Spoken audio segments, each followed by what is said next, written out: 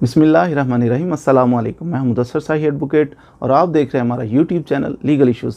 आज हम बिल्कुल भी कानून की बात नहीं करेंगे, आज हम इंट्रोडक्शन अपना करवाएंगे कि बाज़ हमारे जो लिसनर्स हैं, व्यूवर्स हैं, वो इस चीज़ पे भी क्वेश्चन करते हैं, तो हमने सोचा कि एड्रेस कर देते हैं इस पे भी कि हु आई एम। मेरा थोड़ा सा इंट्रोडक्शन मैं करवा दूँ कि basically I am from district Sialkot.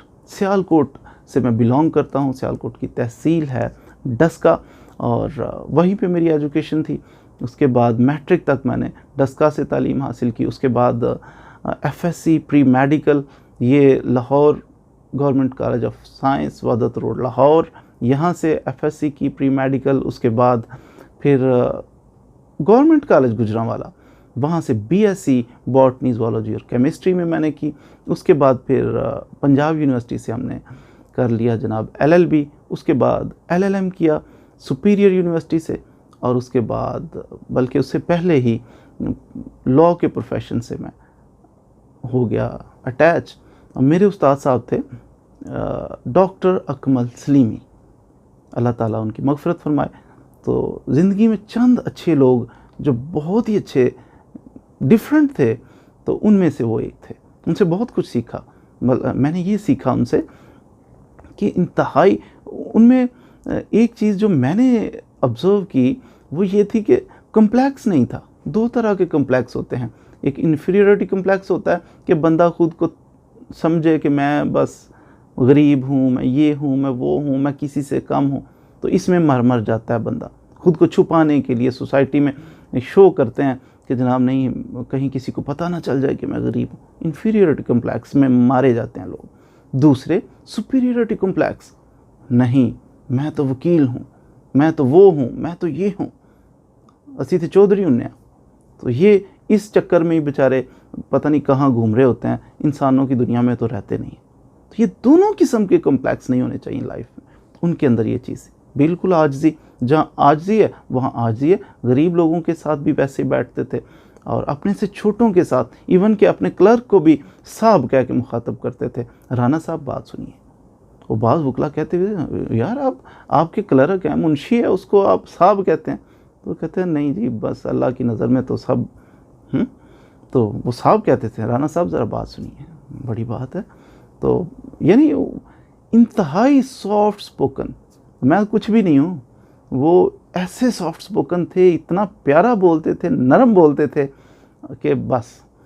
कभी हम ट्रैवल करते थे तो उस्ताद साहब का काम था कि जनाब जब हम जा रहे हैं तो गाड़ी में बैठने लगे तो उस्ताद साहब पहले जनाब हमारा दरवाज़ा खोला, प्लीज़ बैठिए साई साहब।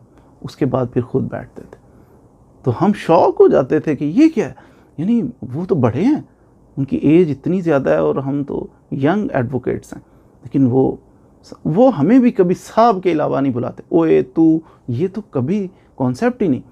तो साई साहब बात सुनिए, साई साहब आइए प्लीज़। वो मेरे अलावा हर किसी को भी, तो वो उनके लिए दरवाज़ा खोलते थे और हम उस वक्त हैरान रह जाते थे। तो ये यानी उनके अंदर ये कॉम्प्लेक्स नहीं था, बेस उसकी यही थी। तो वैसे भी दीनदार आदमी भी थे, दीन से मोहब्बत करने वाले, पाकिस्तान से मोहब्बत करने वाले थे। तो उनके साथ काफ़ी अर्सा और बहुत अच्छा वकालत के इब्तदाई दिन गुज़रे। उसके बाद फिर इंडिपेंडेंट ऑफिस हमने बना लिया। मेरे बहुत अच्छे दोस्त इरफान गौस गुमन एडवोकेट, वो प्रैक्टिस हम अब हमारी प्रैक्टिस जो है लाहौर हाई कोर्ट में है। लाहौर हाई कोर्ट के करीब हमारा ऑफिस है।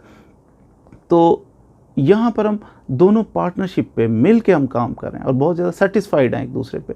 मैं ज़्यादातर रिसर्च वर्क कर रहा हूँ, फिर ये सोशल मीडिया पे भी आप लोगों के साथ इन टच होता हूँ। टाइम बहुत शॉर्ट होता है, तो फिर मैं कोशिश करता हूँ कि कमेंट सेक्शन में से थोड़ा बहुत रिस्पॉन्स दे सकूँ, लेकिन मुमकिन नहीं कि 100% हम रिस्पॉन्स दे सकें। नंबर मैं कभी भी शेयर नहीं अपना करता। उसकी वजह यह है कि कॉल्स इतनी ज़्यादा कि मेरे लिए पॉसिबल नहीं है ना। 1000 कॉल आएगी तो मैं कैसे अटेंड कर पाऊँगा। फिर मैसेजेस, फिर वॉइस मैसेजेस मेरे लिए पॉसिबल ही नहीं है। तो नंबर नहीं मैं शेयर करता नॉर्मली। अगर मैं नंबर शेयर करता हूँ तो अपने कोलीग का करता हूँ। वो इरफान गौस गुमन एडवोकेट हैं, तो बहुत ही हम्बल, बहुत अच्छे, बहुत लर्नर्ड हैं। तो उनका नंबर मैं शेयर करता हूँ। तो मैंने देखा है, मैंने ऑब्ज़र्व किया है कि बहुत ही कोऑपरेटिव हैं। जब आप कॉल करते हैं वो बहुत हम्बल तरीके से तवज्जो के साथ सुनते भी हैं, रिप्लाई भी करते हैं। तो एनी हो, फिर भी इस चीज़ का भी कोशिश करते हैं कोई वे आउट निकले कि मैं भी आपके साथ बात कर सकूं। नॉर्मली हम इकट्ठे होते हैं दिन के वक्त, फिर उसके बाद अपने अपने घरों में चले जाते हैं। तो हम इस वक्त प्रैक्टिस कर रहे हैं लाहौर हाई कोर्ट में। तो सोशल मीडिया के जब से आपके साथ इन टच हैं, तो इसमें मेरी कोई आई डोंट थिंक कि मैं बहुत ज़्यादा एफिशिएंट हूँ, कुछ भी नहीं है। ये आप लोगों का प्यार है कि जो आप लोग प्यार और मोहब्बत के साथ सुनते हैं, और इसमें बहुत ज़्यादा कोऑपरेटिव भी हैं लोग। यानी मैंने देखा कि बाज़ हमारी वीडियोस को आगे आगे शेयर करते हैं, बहुत ज़्यादा सोशल मीडिया के ग्रुप्स में शेयर करते हैं, व्हाट्सएप ग्रुप्स में शेयर करते हैं। वो हमारे पास रिपोर्ट कभी कभी आती है कि व्हाट्सएप ग्रुप्स में बहुत ज़्यादा शेयर की गई वीडियोस, तो मैं हैरान रह जाता हूँ कि कौन करता है। इसीलिए मैं कहता हूँ कि अभी जब भी वीडियोस को शेयर करें ग्रुप्स में, तो बताया करें कि मैंने शेयर किया। मुझे उससे बड़ी खुशी होती कि अच्छा ये साहब थे जिन्होंने शेयर किया, अल्लाह ताला उनको जज़ा अता फरमाए। इसमें बहुत ज़्यादा कोऑपरेटिव हैं जो सोशल मीडिया पे हमारा काम है। मेरे भाई हैं मुअज़्ज़म साही, ही इज़ फ्रॉम लंदन, वो उधर जॉब कर रहे हैं। एक बड़े भाई हैं मेरे मुबशर साही, वो स्पेन में है इस वक्त, वो बहुत ज़्यादा कोऑपरेट करते हैं। और सबसे ज़्यादा ये सोशल मीडिया, ये तो मैं कहता हूँ माँ की दुआओं से है कि मेरी वालदा साहब बहुत ज़्यादा दुआ करती हैं मेरे लिए, अल्लाह ताला उनको सलामती अता फरमाए। तो पेरेंट्स की खिदमत किया करें, उनकी दुआएं लिया करें, और वहाँ से बहुत कुछ मिलता है। यूँ समझिए कि माँ जो है ना आपकी, अगर आपकी वालदा है तो वो एक ख़जाना है, बहुत बड़ा ख़जाना है। तो बस आपका काम है उनकी खिदमत करके, उनके दिल में खुशी दाखिल करके, तो उस ख़जाने से बस लूट लें ज़्यादा से ज़्यादा माल। तो ये बहुत बड़ा ख़जाना। पेरेंट्स की खिदमत करें, पेरेंट्स के साथ जो है ना वो आप पोलाइटली उफ़ तक नहीं उन्हें कहना, और अच्छे तरीके से बिहेव करना है, उनकी खिदमत करनी है, और दुनिया भी इंशाअल्लाह आपकी कामयाब, आखिरत भी कामयाब होगी। तो मज़ीद वीडियोज़ के लिए हमारे साथ रहिएगा। Thank you very much.